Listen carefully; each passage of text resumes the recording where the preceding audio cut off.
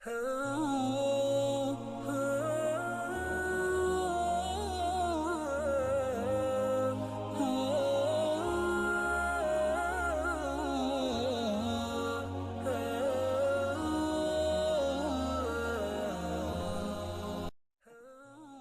بالله من الشيطان الرجيم بسم الله الرحمن الرحيم Assalamu alaikum wa rahmatullah wa barakatuhu. Chères sœurs, je suis heureuse de vous retrouver pour ce dernier épisode de ce chapitre exceptionnel, qui est l'un des chapitres, des 4 chapitres d'ailleurs, de ces podcasts spirituels.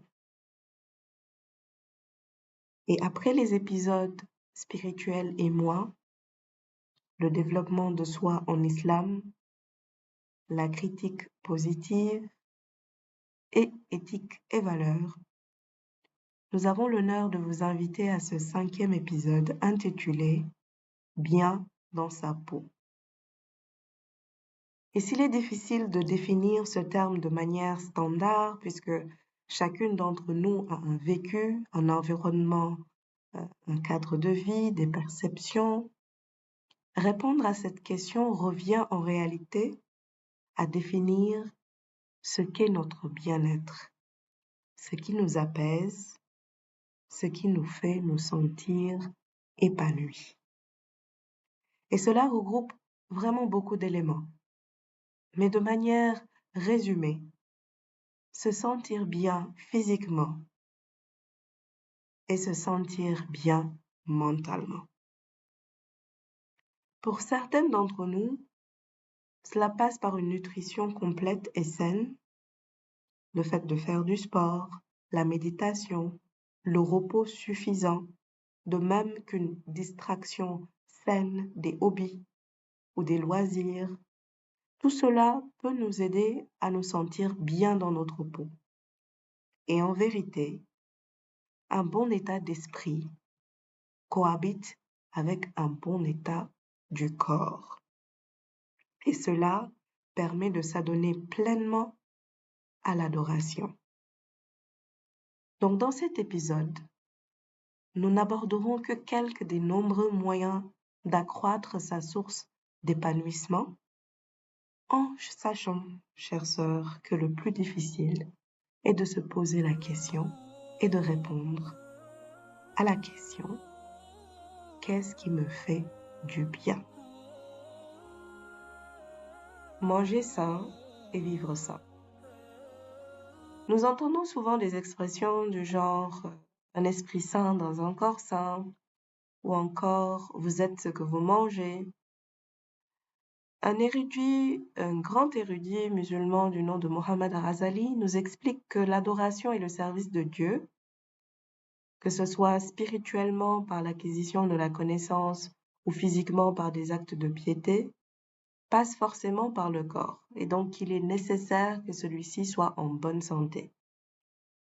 Par conséquent, nous avons le devoir de lui fournir nourriture, mais pas n'importe quelle nourriture et pas n'importe comment. Le noble prophète alayhi salatu wa salam, à travers des hadiths, nous a enseigné comment manger. Ce hadith qui nous est rapporté par Ibn Sa'd, Tirmidhi, Al-Mutatraq et pas mal d'autres grands érudits, nous dit que le prophète sallallahu alayhi wa sallam disait ceci.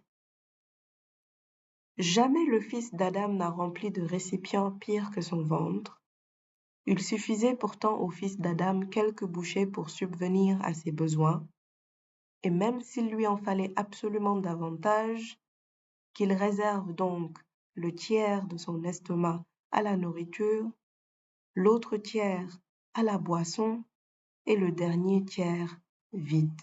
Masha'Allah. Chères sœurs, est-ce que nous réservons un tiers de notre estomac à la nourriture, un tiers à l'eau, qui je le rappelle est la boisson par excellence, et un tiers vide? La mère des croyantes Aïcha radiyallahu anha nous rapporte également que les membres de la famille du prophète sallallahu alayhi wa sallam n'ont jamais jusqu'à son dernier souffle manger durant 2 repas de suite du pain à l'orge jusqu'à se rassasier totalement.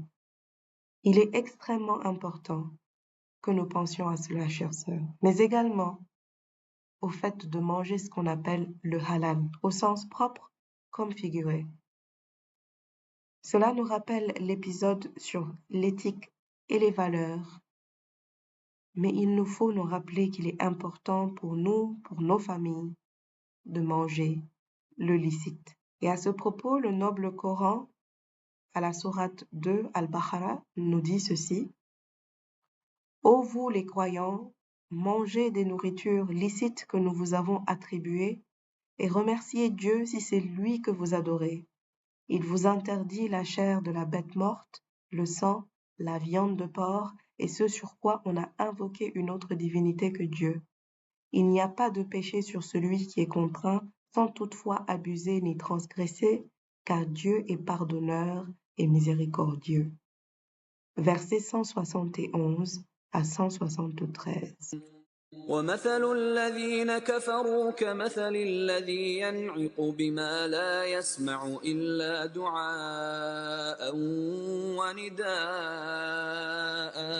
صم بكم عمي فهم لا يعقلون يا أيها الذين آمنوا كلوا من طيبات ما رزقناكم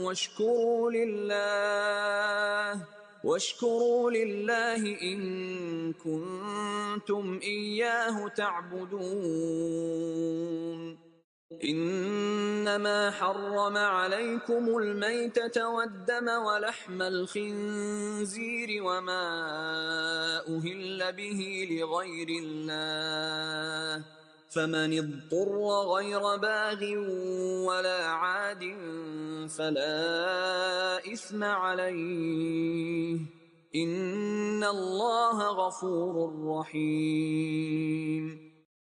La tranquillité et la méditation.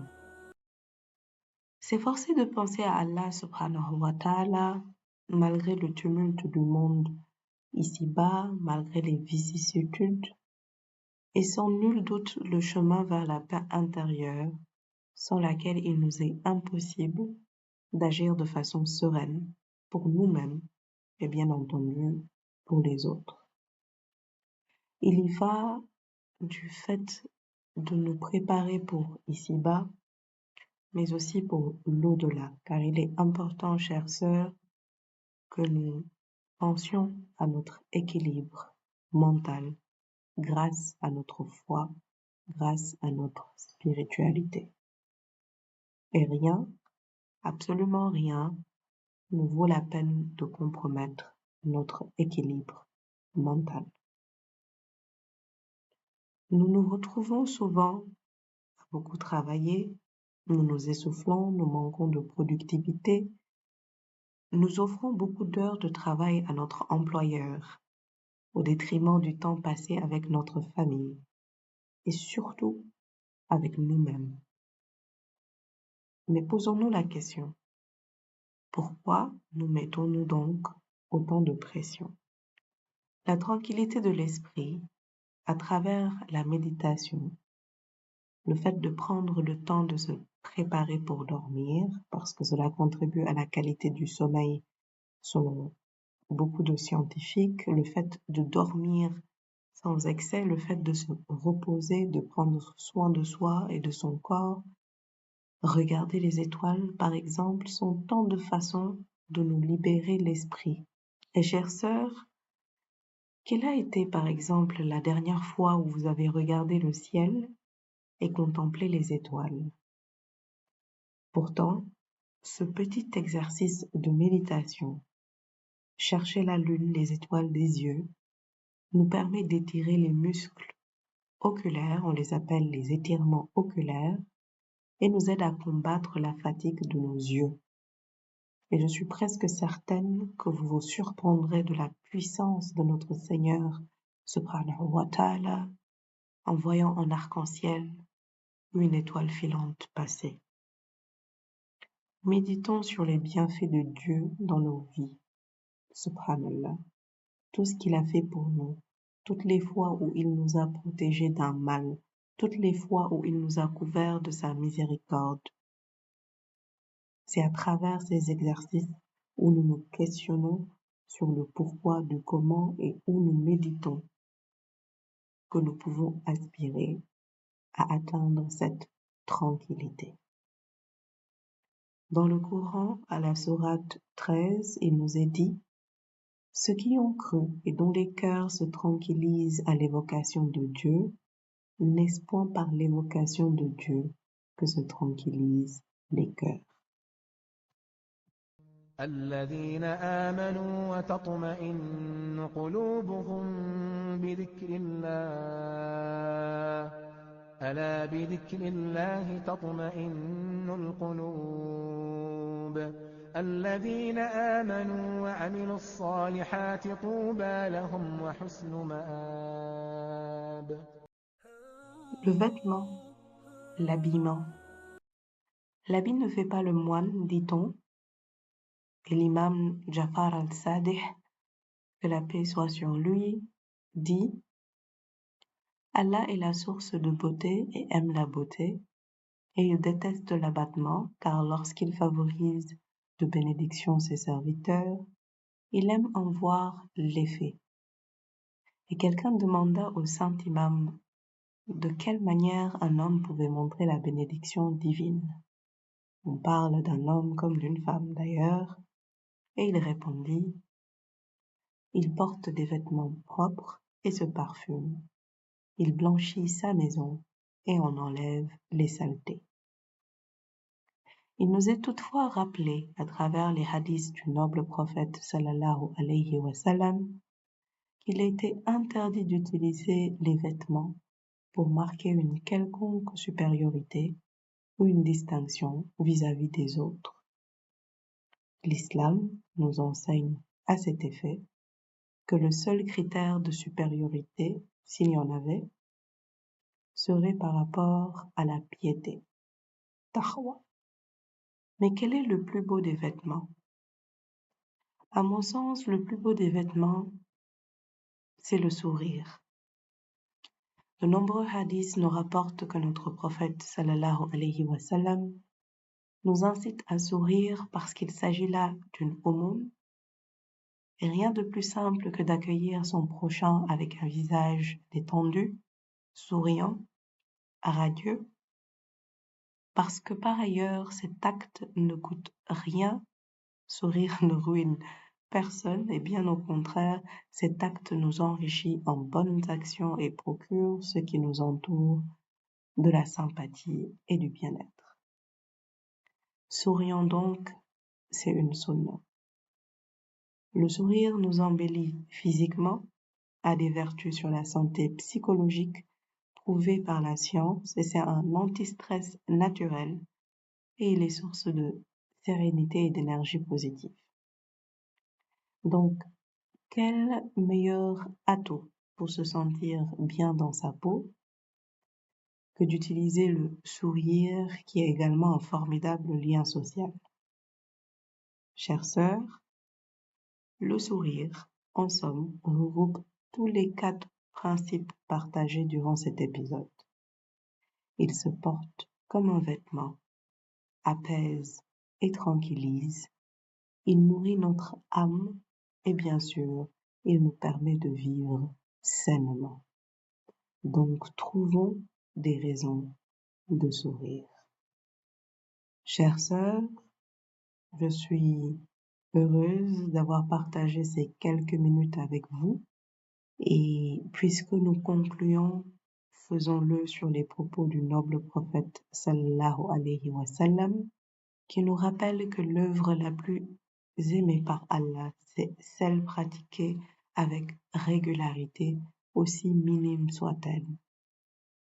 Nous espérons donc, chères sœurs, que ces podcasts, à leur manière, nous permettent pendant quelques minutes de nous poser les bonnes questions dans l'espoir qu'Allah subhanahu wa ta'ala nous guide par sa miséricorde vers la voie Sirat al-Mustaqim.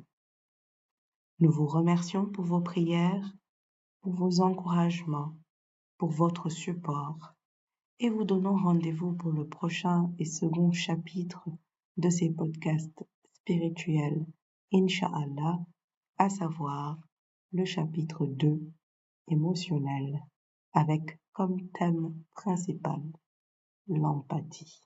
Assalamu alaikum wa rahmatullah wa barakatuh.